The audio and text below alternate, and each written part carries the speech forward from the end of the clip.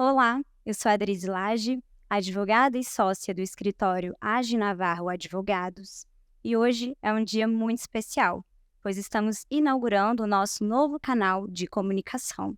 O desafio de hoje será tratar de uma década da Lei Anticorrupção em apenas um episódio. Nosso objetivo será explorar alguns dos principais aspectos dessa lei, bem como os impactos que ela tem causado nesses últimos 10 anos nas empresas, nos cidadãos e nas cidadãs. Esse podcast é resultado de uma parceria entre dois escritórios renomados de advocacia, Mauro Menezes e Advogados e Age e Navarro Advogados.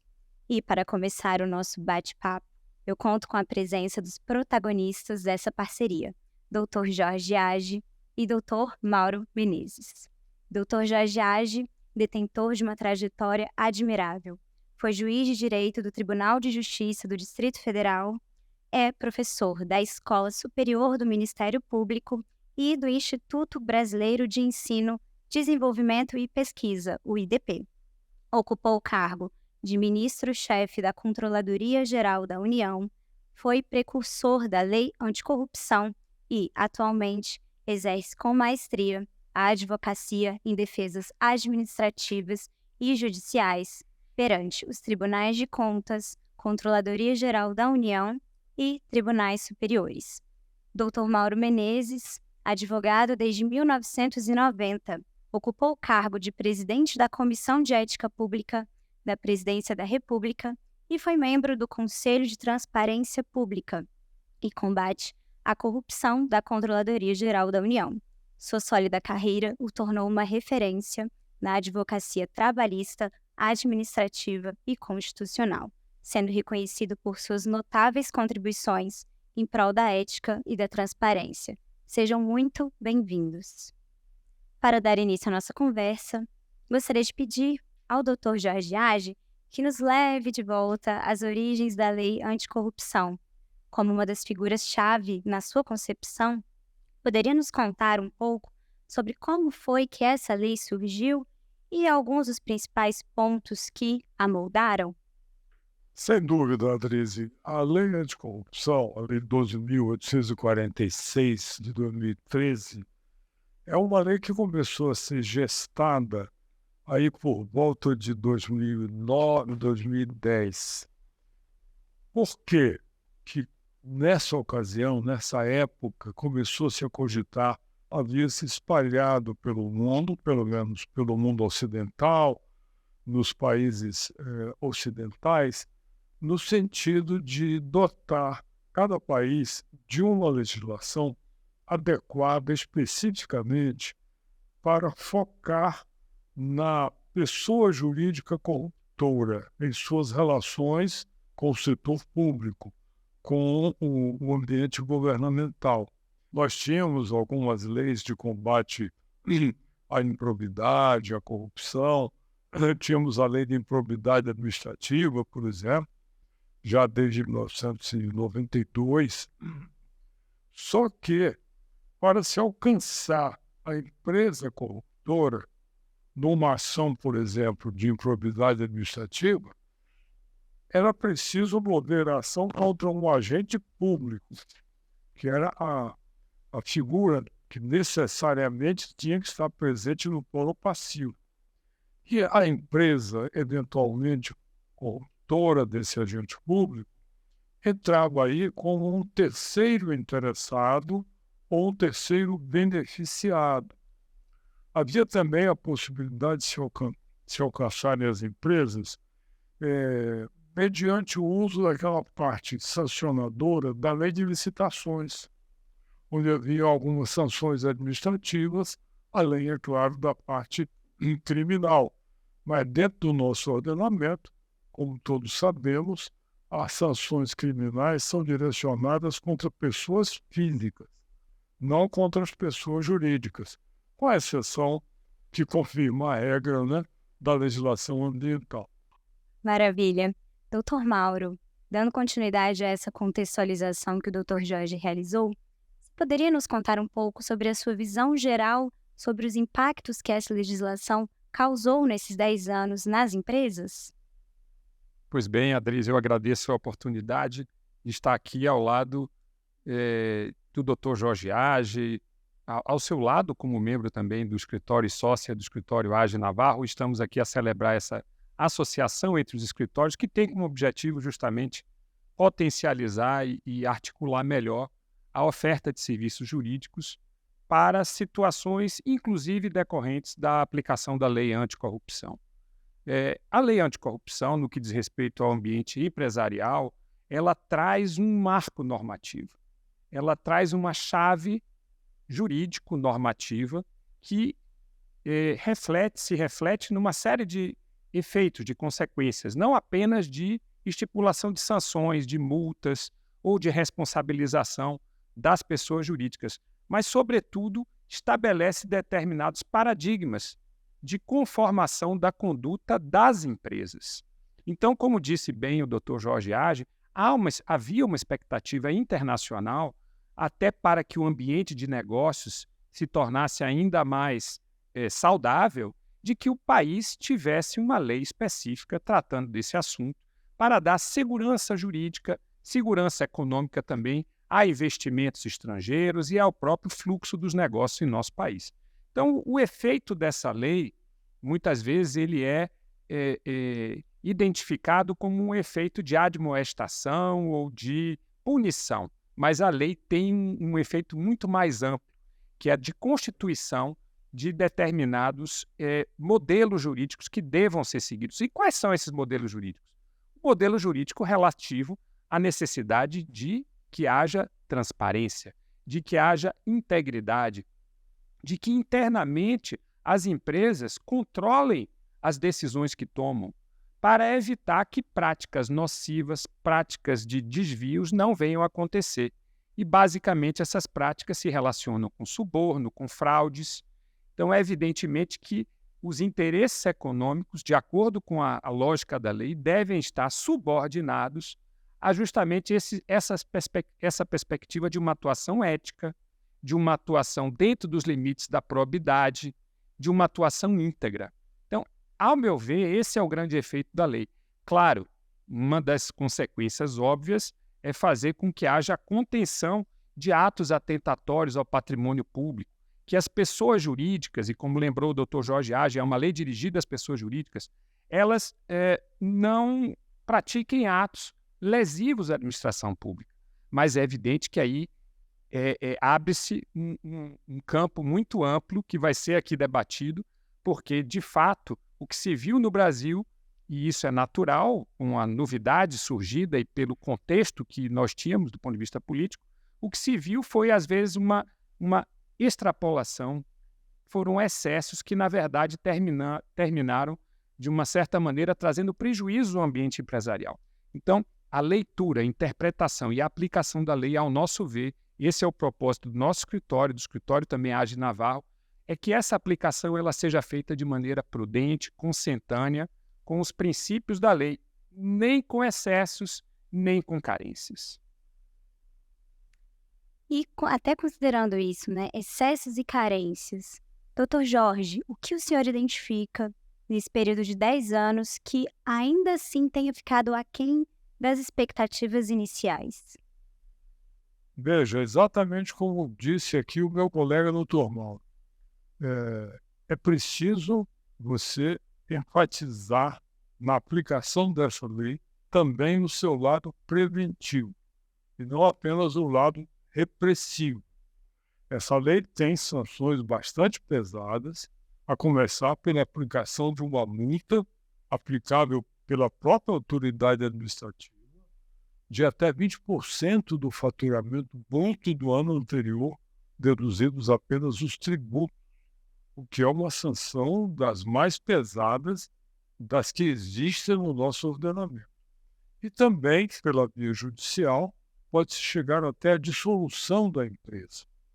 Agora, é preciso alertar, lembrar sempre que a finalidade dessa lei, ou a técnica utilizada, não é apenas pela repressão, mas pela prevenção. Como? Estimulando as empresas a adotarem programas de compliance, ou seja, de integridade, de transparência, de adoção de práticas éticas, de condutas éticas. E isto se estimula, no caso dessa lei, por meio da adoção do regime de responsabilidade objetiva, que independe da comprovação de culpa e que faz com que os dirigentes da empresa passem a ser os mais interessados, os mais preocupados, no sentido de que não ocorram irregularidades, porque se ocorrerem, a empresa é que vai responder. Não importa quem praticou, não precisa nem mostrar, provar quem praticou, e muito menos provar qualquer elemento subjetivo, de culpa ou de dolo, não precisa nada. Basta que comprove a ocorrência do fato e de que aquele fato ilícito foi praticado no interesse ou no benefício daquela empresa para que ela tenha que responder. Ora, numa situação dessa, o dirigente da empresa, o dono, o proprietário do capital, os gestores, serão os principais interessados na prevenção. E daí vem a lei que, no seu artigo 7º, enumera como uma das atenuantes da pena, eventualmente aplicável, a adoção e o funcionamento de um efetivo programa de integridade corporativa, né? Composto por aquele conjunto de políticas preventivas de corrupção ou medidas anticorrupção no sentido preventivo, que são adotadas hoje por todas as grandes empresas do mundo. E aqui no Brasil, já, felizmente, por um bom número de grandes e algumas médias empresas. A ênfase nessa faceta preventiva é que, a meu ver, poderia ter sido maior do que tem sido nesses primeiros 10 anos. Eu entendo que o percentual de redução da multa que se pode alcançar a empresa demonstrando que tem um efetivo e eficaz programa de integridade, esse percentual de redução na faixa de 5%, 5% dentro dos 20%, é muito pouco. Não é suficiente, talvez, para estimular o empresário a investir num programa de integridade, que também não é barato, que também tem seu custo. Mas o custo será sempre menor do que o prejuízo que ele terá se envolver-se num caso de corrupção. Eu entendo que essa lei podia ter sido mais ousada nesse ponto, e ao invés de tratar os programas de integridade apenas como mais um de uma lista de atenuantes e apenas aplicável no caso da multa, fosse um fator de atenuação ou até de isenção de pena geral, funcionando para todas e quaisquer penalidades, não somente a multa, mas também a publicação extraordinária da decisão, que afeta a reputação da empresa, as penas de proibição de receber incentivos ou financiamento de bancos públicos, as penas de perda do que ganhou, todas elas poderiam ser atenuadas por uma atenuante como essa, e não apenas a pena de morte. Ainda tem um ponto que tem sido levantado como uma das grandes preocupações às empresas, que é a multiplicidade de agências na questão de aplicar a lei anticorrupção. Dr. Mauro, como o senhor verifica essa questão? Eu estou plenamente de acordo, coincido com essa leitura, porque, de fato, há que haver um entrosamento institucional. A lei ela faz menção à advocacia pública, ao Ministério Público, nós temos a Controladoria Geral da União, enfim. Nós temos diversas agências, diversas instâncias que estão presentes, seja na responsabilização e nos processos administrativos de responsabilização, seja na própria construção dos chamados acordos de leniência. Então, evidentemente que a lei ainda carece de uma definição mais clara a respeito da repartição dessas competências. E quando há dúvida sobre a competência à qual cabe determinado poder de incidência nos casos de investigação, de processamento e também de sanção em caso de corrupção, nós temos aí uma insegurança que é muito natural, insegurança por parte de quem é investigado. Isso faz com que aquele investigado que deseja, por exemplo, colaborar, não necessariamente esteja envolvido no ato propriamente dito de corrupção, mas teve alguma participação na consecução daquele fenômeno que está sendo investigado e gostaria de colaborar, ele fica inseguro, porque qual a garantia de imunidade que ele terá? Qual a garantia de que, uma vez colaborando, haverá uma segurança jurídica para que as sanções não sejam aplicadas de forma tão pesada? Então, nós precisamos sim de um amadurecimento legislativo a respeito dessa questão específica que diz respeito à diversidade de agências. Mas há também um sistema que hoje nós chamamos de microsistema de combate e prevenção à corrupção em nosso país, que envolve não só a lei anticorrupção, a LAC, como nós a conhecemos, mas também a lei de acesso à informação, a LAI, a lei de conflito de interesses, a lei das estatais, a lei de licitações, leis, inclusive, que têm experimentado transformações, como a lei de licitações, a lei de improbidade, ou seja, é um sistema que foi concebido há pouco tempo e que passa por um período de amadurecimento, um período de decantação. E nós estamos aqui ao lado do Dr. Jorge Age, que foi, durante cerca de 10 anos, ministro dessa pasta da Controladoria Geral da União. Eu costumo dizer que o Dr. Jorge Age, que hoje está na advocacia, mas quando passou pela Controladoria, foi um dos seus pais fundadores, ao lado do Dr. Valdir Pires e também do Dr. Luiz Navarro, que também é sócio do escritório, mas está atualmente licenciado, exercendo o cargo de diretor de compliance do BNDES. Então, são os pais fundadores, aqueles que, junto com uma equipe extraordinária, conceberam vários desses diplomas que muitas vezes também dialogam entre si e podem até se contradizer. Então, como é natural, o sistema jurídico e o sistema institucional, as agências, como você disse, precisam passar por um período de adaptação, de ajuste, de amadurecimento, de decantação, para que aqueles que são os destinatários da norma, ou seja, os agentes econômicos, se sintam seguros, para que nós tenhamos, sim, um ambiente de negócios mais saudável, mais íntegro, mais ético e que permita que as relações econômicas se deem de uma maneira virtuosa e que os vícios fiquem colocados de lado. Isso. Doutor Jorge, na sua prática atual na advocacia, principalmente considerando os processos administrativos de responsabilização, o senhor tem observado alguma tendência preocupante em relação à aplicação da LAC? Tenho sim, Adrize, mas antes de responder, eu preciso fazer um reparo sobre a resposta dada pelo meu colega aqui à sua pergunta. Claro.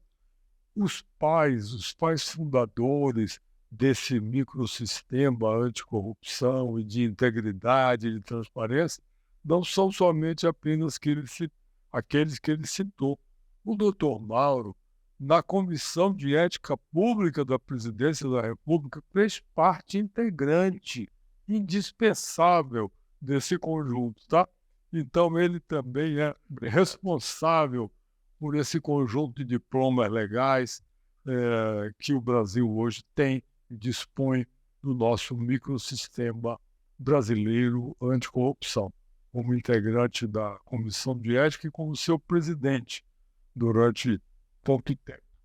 Mas agora, então, voltando à sua pergunta, Adrize, eu diria que tem realmente me preocupado muito nesse período uma determinada tendência que a gente observa em alguns setores da própria CGU, própria Controladoria Geral da União, que é uma tendência que põe em risco, a meu ver, o foco da aplicação da lei anticorrupção.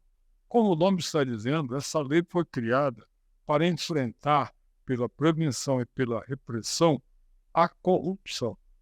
Não é por acaso que, na origem dessa lei, conforme nós falamos na sua primeira pergunta, está a OCDE, a Organização de Cooperação e Desenvolvimento Econômico, a OCDE. Ela tem uma convenção, que é a Convenção Antissuborno Transnacional, da qual o Brasil é um dos 30 e poucos signatários, embora não seja membro pleno da OCDE, é um dos signatários dessa convenção.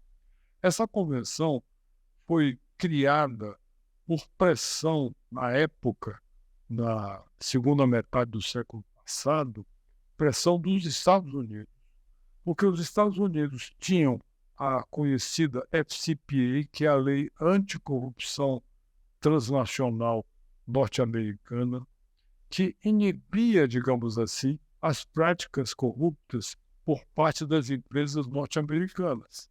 Elas, então, ficavam, de certo modo, numa desvantagem competitiva com as empresas multinacionais dos países da Europa Ocidental, que não tinham uma lei coibindo a corrupção transnacional igual à lei norte-americana. Daí os Estados Unidos pressionam a OCDE para que a OCDE promova uma convenção internacional envolvendo todos esses países, proibindo ou fazendo com que eles todos adotem legislação proibindo essas práticas de corrupção. E é por isso que o Brasil vem a ser também objeto de pressão para produzir a lei anticorrupção que produziu. Então, essa lei, por todas as razões, ela é focada no combate à corrupção. E o que é que está acontecendo de preocupante, a meu ver? É que a cada dia que passa, eu tenho visto a CGU aplicar essa lei para casos que não têm nada de corrupção. Às vezes, no próprio processo, a própria controladoria admite que não há corrupção naquele caso, mas aplica a lei. Ou seja, interpretam o fato de que há, no caput do artigo 5º, uma referência aos princípios da administração pública como sendo uma porta aberta para se aplicar essa lei diante de qualquer ato lesivo contra a administração pública, ainda que não tenha nada a ver com corrupção. E o que está acontecendo? Uma empresa, digamos, apanhada hoje numa infração contra a Lei Rouanet, que é uma lei que tem a ver com dedução do imposto de renda para a promoção de atividades culturais. Nada a ver com corrupção. Ninguém subornou ninguém, ninguém fraudou licitação de ninguém, apenas houve uma má utilização, uma utilização indevida e ilegal da redução da isenção tributária. Pois bem, a controladoria quer aplicar a lei anticorrupção. Em outros casos, há problemas de ilicitude no que se refere à exportação de produtos agropecuários, que, de alguma forma, cometeu-se um ilícito que ofende as normas sobre exportação de produtos comerciais, commodities brasileiras para outros países. Tentam aplicar a lei anticorrupção. Em outro caso, há uma questão envolvendo obstáculos à fiscalização de agências minerárias ou de meio ambiente. Ao invés de se aplicar a legislação minerária e a legislação ambiental que nós temos no Brasil, plenamente satisfatória, tentam aplicar a lei anticorrupção.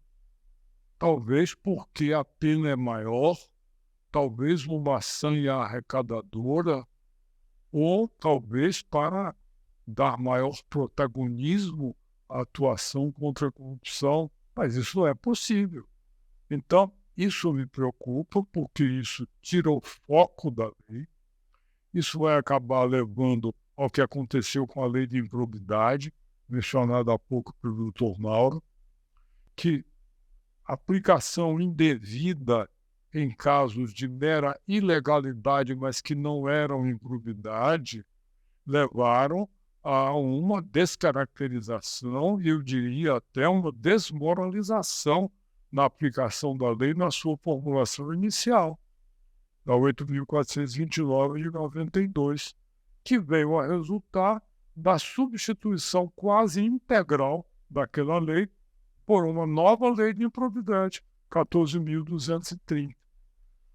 Por quê? Porque estavam aplicando a lei de improbidade absolutamente de forma indevida, esquecendo o que dizia o ministro Teori Zavascki na sua inesquecível assertiva, que não é qualquer ilegalidade que é improbidade.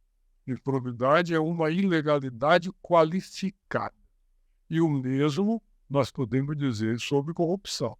Não é qualquer ilegalidade que é corrupção. Corrupção é uma ilegalidade qualificada.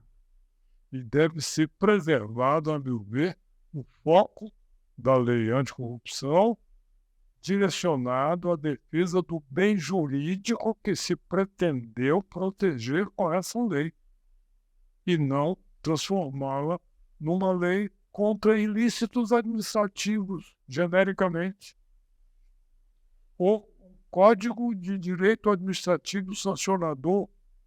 Não é essa lei. Se quisermos ter um Código de Direito Administrativo Sancionador, ótimo, vamos elaborá-lo, mas não distorcer a lei de anticorrupção para ser usada para outras finalidades. Doutor Mauro, gostaria de ouvir um pouco sobre a sua visão dessa tendência preocupante que o Dr. Jorge alertou sobre a aplicação ampliativa da lei anticorrupção. Eu creio que essas lições que trouxe agora há pouco o Dr. Jorge, nós temos nos debruçado com muita atenção sobre elas, até para traduzi-las em termos de oferta de assistência jurídica que contenha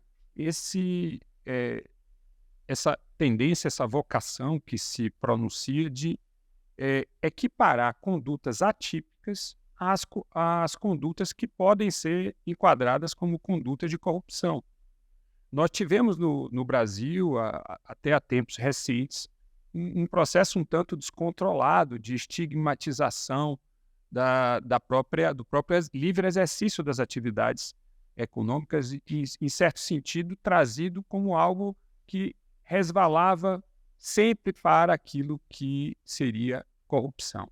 Ou seja, o combate à corrupção, em certa medida, virou uma bandeira política. Lógico que essa não foi a intenção da matriz legislativa que partiu desse conjunto de conhecedores do tema, como o Dr. Jorge e outros à época. Mas, de uma certa maneira, a atividade persecutória ela se tornou algo que resvalou em abusos. E esses abusos fizeram com que se equiparassem condutas atípicas, como o Dr. Jorge mencionou, ilícitos tributários, em relação a legislações muito específicas, ilícitos ambientais, tudo isso era posto na conta da lei anticorrupção, o que de fato faz com que haja um desgaste, até pela própria impropriedade dessa prática. Nós temos, portanto, que a estigmatização empresarial que parte de uma deformação da leitura da lei anticorrupção é uma preocupação e a advocacia pode ajudar muito nesse sentido. A perspectiva de uma orientação especializada que deduza o que é tecnicamente mesmo um ato de corrupção, aquilo que não se enquadra como ato de corrupção, é uma necessidade imperiosa. Portanto, é nos processos administrativos de responsabilização que esses esclarecimentos, pelas pessoas que têm o conhecimento especializado, devam ser feitas. Até porque nós, a partir daí, temos, como disse o Dr. Jorge, a possível imposição de sanções muito onerosas. Então, de fato, a lei anticorrupção ela pode chegar ao sancionamento nos casos em que haja comprovada tipicidade. portanto, enquadramento muito claro da lei àquelas circunstâncias. Então, é um exercício hermenêutico, como nós chamamos tecnicamente, um exercício de interpretação, que deve ser feito de maneira muito cuidadosa. Daí porque a tomada de decisões por parte dos empresários deva ser sempre algo que, digamos assim, amparado por uma perspectiva tecnicamente habilitada. Doutor Jorge, iniciamos nossa conversa falando sobre alguns aspectos históricos da lei de corrupção, a origem. O senhor mencionou esse destaque, essa tendência preocupante em relação à aplicação da própria lei. Agora eu gostaria que o senhor falasse um pouco quais são as suas perspectivas em relação ao combate à corrupção em si no Brasil. Eu diria que nós temos, antes de mais nada, tratar de olhar, considerar as leis sobre as quais nós falamos aqui de passagem, além da lei anticorrupção, as leis que integram o que nós chamamos de microsistema brasileiro de combate à corrupção, olhá-las como um conjunto que precisa ser cada vez mais harmônico ou harmonizado de alguma forma, se ele não nasce harmonicamente, que nós sabemos como são feitas as leis, não é? Ou melhor, o povo não sabe como são feitas as leis. Já dizia aquele sábio, né? As leis e as salsichas, né? E é bom que não saiba, porque nem sempre é a maneira mais edificante. As leis são feitas, na verdade, o processo legislativo é por sua própria natureza, um processo atropelado, não é um processo técnico, racional, onde você possa esperar que o produto que sai lá na ponta seja um produto lógico, ordenado e racional. Não. Muitas vezes é a jurisprudência, é a aplicação na prática que vai aparando as arestas e vai harmonizando aquele conjunto. Então, nós temos produzido aqui no nosso país, ultimamente, leis como a lei da improbidade, a lei de licitações, a lei de conflito de interesses, a lei das estatais, a lei anticorrupção propriamente dita, a lei, fora já no campo penal, a lei da delação premiada, ou da colaboração premiada, das organizações criminosas. E aqui e acolá, muitas vezes, começam a se revelar pontos de contradição, ou, no mínimo, de dificuldade de harmonização dessas leis. Então, você tem hoje, como falou o Mauret há poucos minutos aqui, você tem hoje a celebração de um acordo de leniência, além da multiplicidade de órgãos que podem e que querem, às vezes, participar dessa celebração e não participam conjuntamente, acabam tomando iniciativas isoladas, você tem repercussões não previstas pelas leis que tratam do assunto. Então, o acordo de leniência é celebrado por um desses órgãos com a pessoa jurídica, não é com a pessoa física. Mas ele traz reflexos, muitas vezes, sobre as pessoas físicas, sejam os colaboradores, os dirigentes da empresa que celebrou, sejam de outras empresas por ela delatados, sejam agentes públicos. E não há na legislação uma previsão lógica, cabal e completa dos reflexos, dos impactos jurídicos de uma coisa sobre a outra. Não há, além da própria dificuldade em si de celebração desses acordos, porque os órgãos, às vezes, não se entendem. Você tem a CGU e a AGU, hoje já se entendem perfeitamente, plenamente, de forma plenamente satisfatória. Mas não ocorre o mesmo com o TCU e com o Ministério Público. Então, esse é um problema sério, grave, não é tão novo, tão recente. Já há quase 10 anos que nós falamos nisso. Já houve algumas tentativas de superar pelo menos uma parte desse problema. Em alguns momentos, mediante medida provisória, eu me lembro de uma medida provisória ainda no governo Dilma Rousseff, que caducou no Congresso devido à guerra política da época. E era uma das normas que chegavam mais perto de solucionar o problema. Fora do campo legislativo, houve a tentativa de um grande acordo, não sei se lembra, envolvendo o Supremo, a Procuradoria-Geral da República, o TCU, a CGU, a AGU, etc. Não andou, porque o Ministério Público ou o Tribunal de Contas não estavam muito interessados em que ele andasse. Então, isso me preocupa muito e eu entendo que é algo que deve ser solucionado nos próximos anos, por conjunto de medidas que, ao meu ver, devem ser enfatizadas nos próximos anos, são as formas consensuais de solução desses conflitos. Porque o custo do processo é muito alto.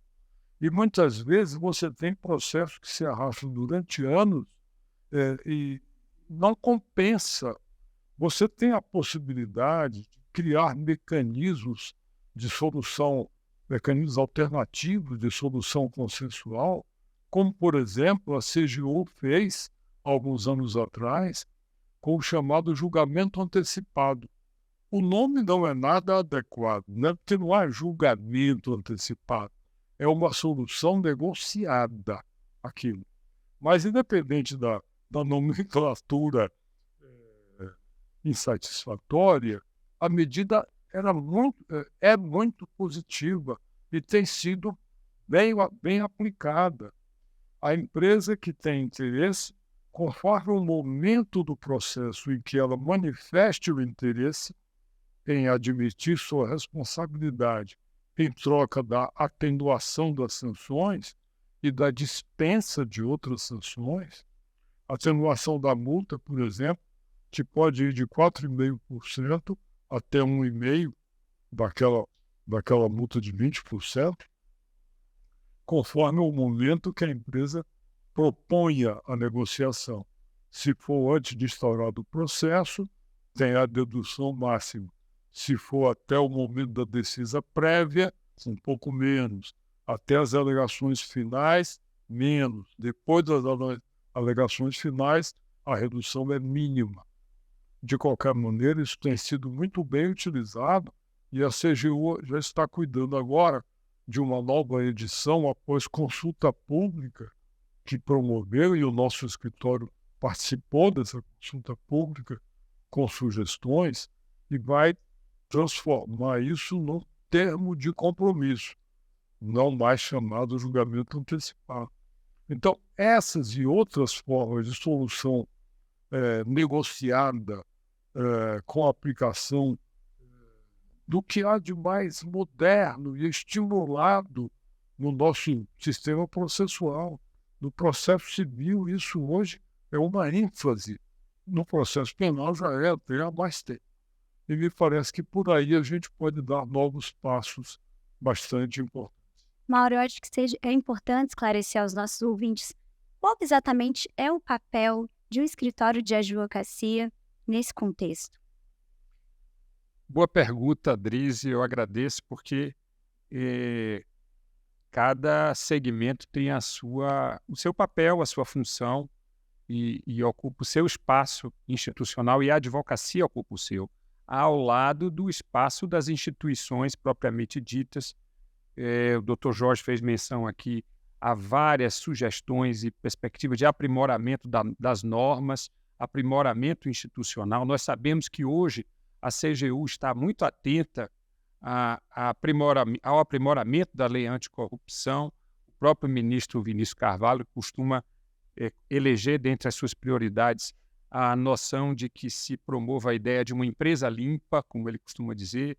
Mas a advocacia, ela de fato é essencial nessa caminhada, porque A advocacia lida com os litígios, com os problemas, com as situações difíceis que se apresentam a partir da identificação correta ou incorreta daquilo que emerge da lei como casos viciosos e que, portanto, exigem as sanções ou exigem as investigações.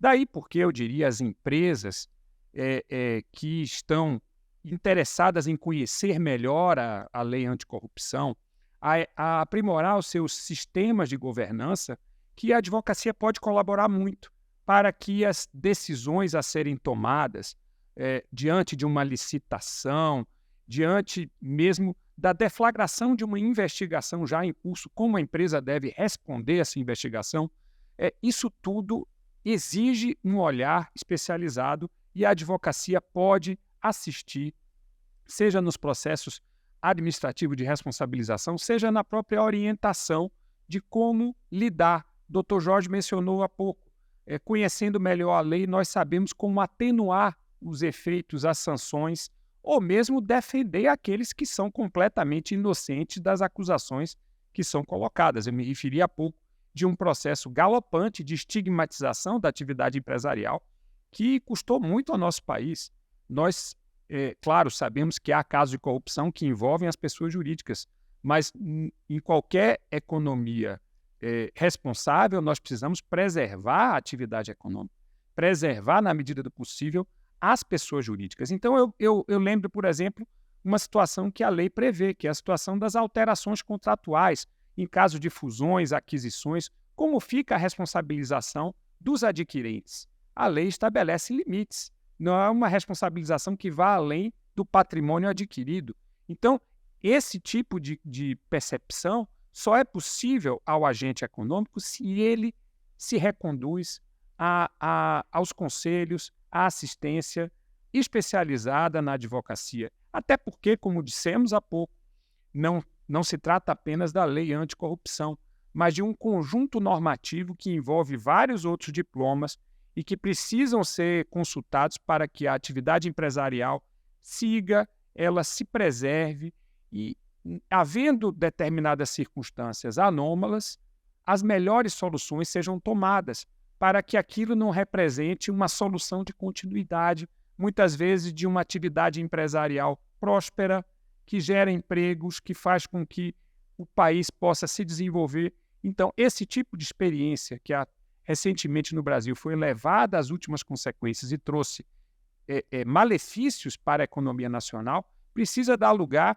à aplicação prudente, equilibrada da legislação, em especial da lei anticorrupção. De fato, essa década da lei anticorrupção trouxe muito aprendizado, ainda estamos caminhando. É uma caminhada que eu creio que nós temos um futuro promissor, sem dúvida com a colaboração de profissionais capacitados que saibam lidar com a interpretação, principalmente, dessa lei e em busca de consenso. Consensualidade é essencial nesse cenário de combate à corrupção.